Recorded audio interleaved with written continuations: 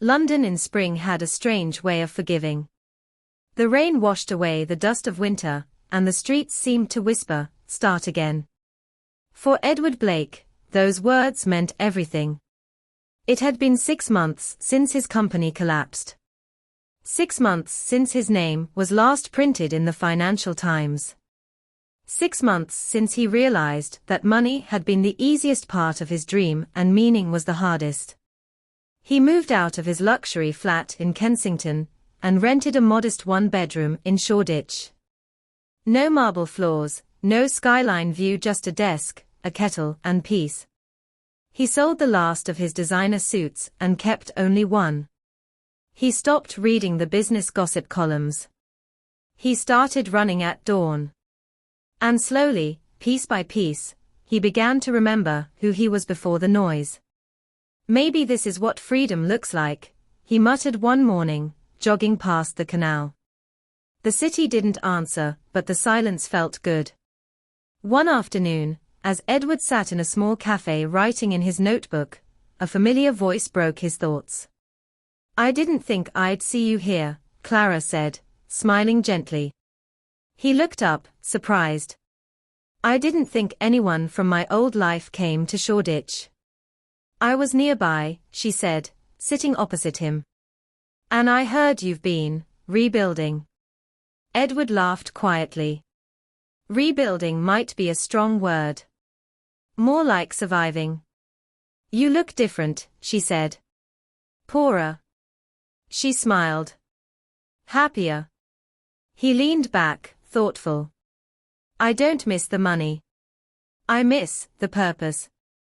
The feeling that I was building something that mattered." "Then build again," Clara said softly. "But this time, make sure it does matter."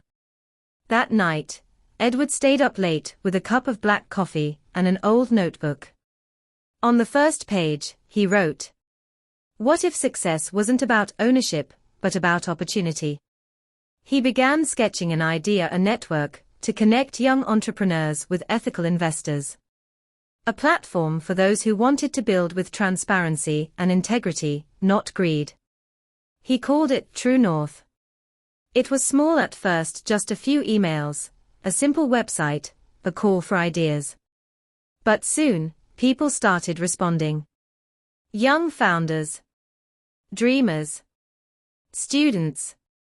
All of them searching for what Edward had once lost a reason to believe. Weeks turned into months. Edward worked 14-hour days again, but this time, the exhaustion felt different. It was clean, earned, purposeful. He met with young inventors in cafes, students in libraries, and single mothers with small business dreams. "You're Edward Blake, aren't you?" one of them asked once. He smiled faintly. "I used to be." They didn't care about his past. They cared that he was listening. And slowly, the city began to whisper his name again, but not in scandal. In gratitude. One morning, Clara burst into his small office with a newspaper in hand. "You've made it again," she said, laying it on his desk. The headline read, "From Collapse to Change. Edward Blake's True North helps 1,000 startups across the UK." He stared at it quietly for a long moment. "I never thought I'd see my name in print again," he said softly.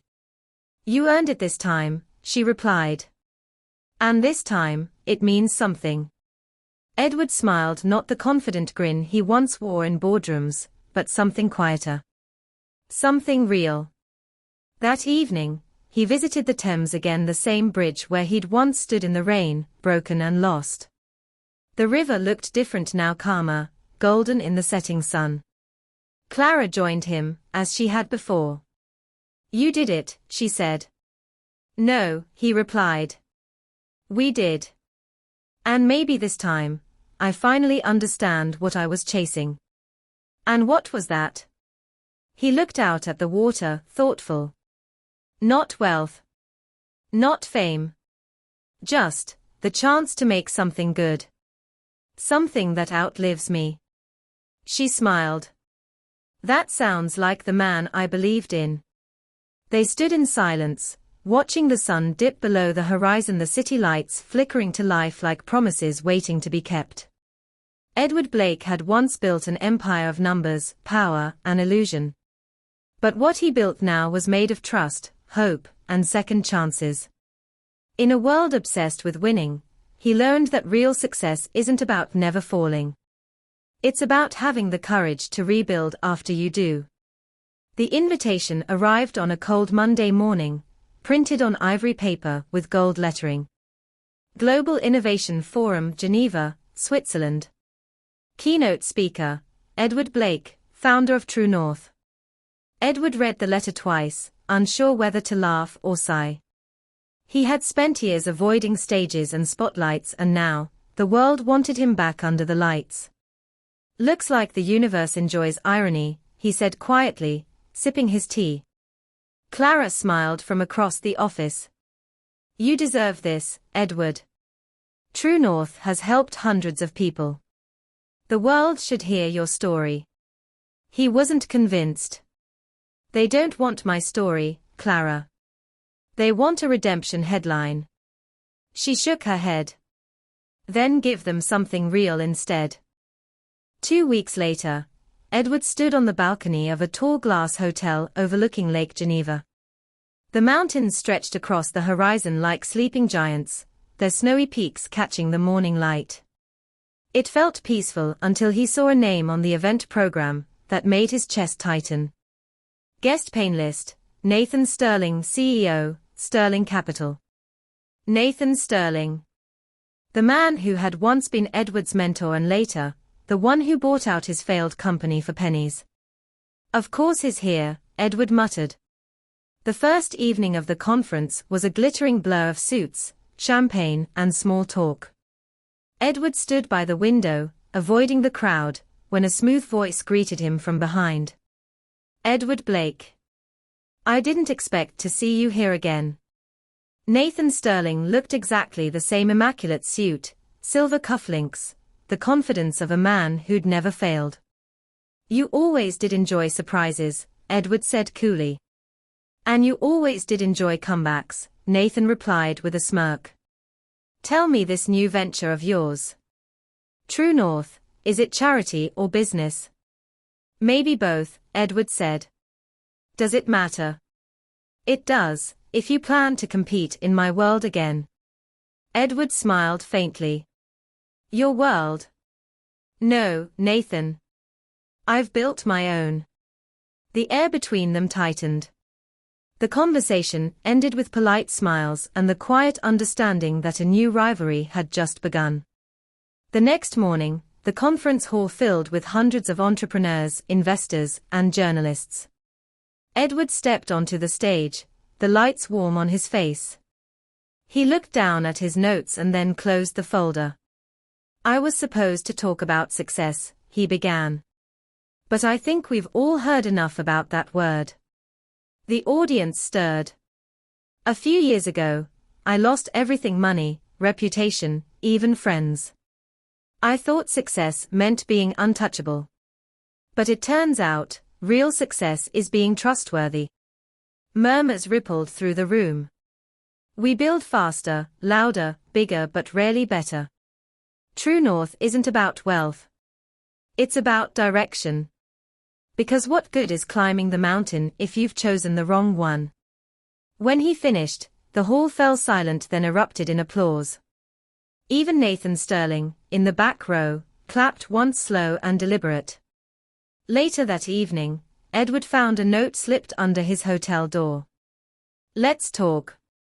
One offer could change everything. NS. Curiosity 1." He met Nathan in a private bar on the top floor, the city lights shimmering below them. "You were impressive today," Nathan said. "Inspirational, even. But inspiration doesn't pay the bills." "Neither does greed," Edward replied calmly. Nathan smirked. "Still idealistic, I see. Listen, join Sterling Capital. We'll fund True North. Expand it globally. I'll make you rich again, properly this time." Edward leaned back, his eyes steady. You want to buy my principles. I want to reward them, Nathan corrected. You've done your good deeds. Now come back where you belong. For a moment, the temptation flickered the idea of limitless resources, power, influence. But then he remembered the faces of the young founders he'd helped, their hope, their trust. I don't belong there anymore, Edward said quietly. I'd rather build slow and right than fast and wrong. Nathan's smile faded. You'll regret it. I already did. Once. Edward stood, nodded politely, and left. The next morning, Edward walked by Lake Geneva, the air crisp and clear. He felt lighter, as if a weight had lifted from his chest. Clara called him from London. How did it go? Let's just say, I passed another kind of test, he said with a laugh. And the world? It's still spinning. But this time, I'm not chasing it. I'm walking beside it. Edward Blake had faced the ghost of his past and chosen not to follow its shadow. In a world where ambition could consume the soul, he had found balance. He had once wanted to rule the market. Now, he wanted to inspire the people who would one day change it. The camera pans up the Swiss mountains glowing in the sunrise, Edward walking along the shore, notebook in hand, his reflection steady on the still water. For the first time, he wasn't running after success. Success was walking with him. London had changed again, or perhaps it was Edward who had. The skyline glittered brighter than ever, cranes towering over the Thames, new towers rising like ambitions made of steel and glass. True North, once a modest startup built in a cramped Shoreditch office, had become something larger than he ever expected. What began as a network of dreamers was now a movement with investors, politicians, journalists, and even universities quoting his name. But with growth came noise. And with noise came pressure. Edward sat in the glass meeting room of their new office in Canary Wharf, the kind of place he once swore he'd never return to. Clara sat across from him, a laptop open, tension written on her face. We've had 3 major offers, she said. Investors from New York, Berlin, and Singapore. They want to expand True North globally. Edward leaned back, silent. That's good news, isn't it? She asked carefully. It's tempting, he admitted. But they'll want control. And the moment we give that away, True North stops being what it was meant to be. If we don't expand, we'll lose momentum, Clara said. And others will copy the idea. Then let them, Edward said quietly. We're not here to win. We're here to lead. She studied him, the same determination in his eyes that she'd seen years ago, back when everything had fallen apart. But this time, it was calmer. Wiser. That evening, as Edward walked through the rain-slicked streets of Soho, a familiar voice stopped him. You've built something impressive, Blake. He turned. It was Nathan Sterling again. Dressed impeccably, umbrella in hand, that same sharp grin. No grudges, Edward. Just admiration, Nathan said. You're the talk of the town again. I didn't build it to be talked about, Edward replied. Then why keep expanding? Don't lie to yourself, you want to be back at the top. Edward hesitated. Maybe I want to make sure no one else has to fall the way I did. Nathan smirked. Noble words. But noble men don't last long in this city. Think about my offer again. Before the world eats you alive. He walked away, his polished shoes echoing down the wet pavement.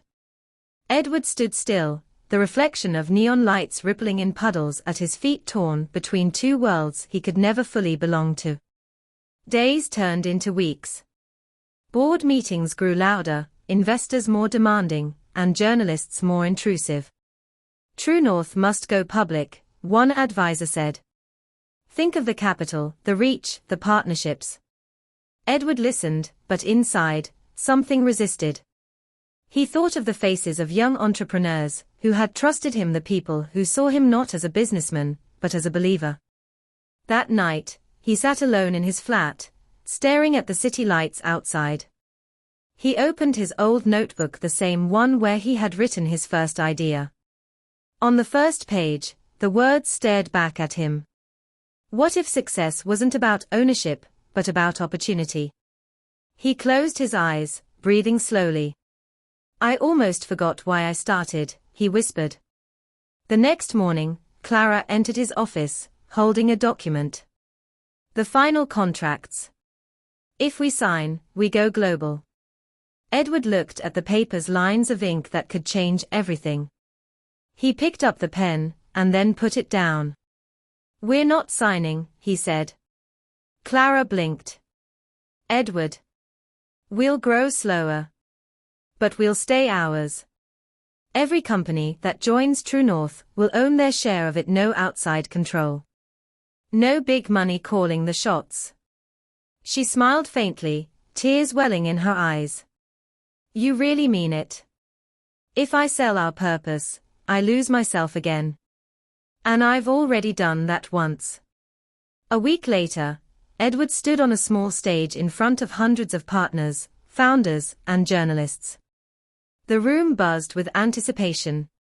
Many people have asked why True North refuses to take on corporate investors, he began. The truth is simple: the moment we do, we stop being what we are. True North isn't a company. It's a compass. And a compass that's sold can no longer guide anyone. The crowd erupted into applause. For once, it wasn't admiration for wealth, it was respect for principle. Nathan Sterling watched from the back, unreadable, before turning and leaving quietly. Later, Edward and Clara stood on the rooftop terrace, watching the London skyline. Do you ever miss it? She asked. The power, the rush? He smiled faintly. Sometimes. But then I remember this view is better when you've earned it honestly. She laughed softly. And what's next? We keep building. But not for headlines. For people. He paused, watching the lights shimmer across the Thames. Maybe real ambition isn't about being unstoppable, he said. Maybe it's about knowing when to stop and start again the right way. Edward Blake once chased the world, believing success was something to conquer. But now, he understood the greatest victories are the quiet ones. The ones that change not the world around you, but the one within. And though his journey had been marked by failure, loss, and temptation, Edward Blake had finally found the one thing he could never buy: peace.